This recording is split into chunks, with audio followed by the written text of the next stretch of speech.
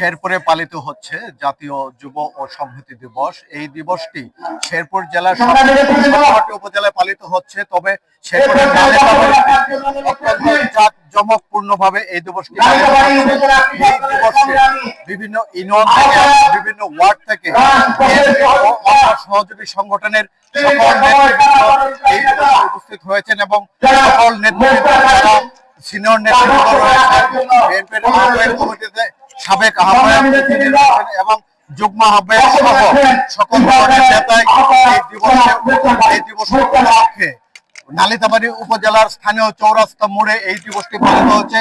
এখানে এসেছে বিভিন্ন এলাকা থেকে মিছিল নিয়ে বিএনপির নেতা কর্মী এবং সমর্থকরা এখানে জমায়েত হয়েছে এবং এই দিবসে আমরা নেতৃবৃন্দের সাথে কথা বলেছি। নেতৃবৃন্দরা এই দিবসকে ঘিরে যে কথাটি আমাদেরকে বলেছেন যে ইতিমধ্যে আপনারা সকলেই জানতে পেরেছেন যে বিএনপির মনোনয়ন সম্ভাব্য প্রার্থীর নাম ঘোষণা করা হয়েছে।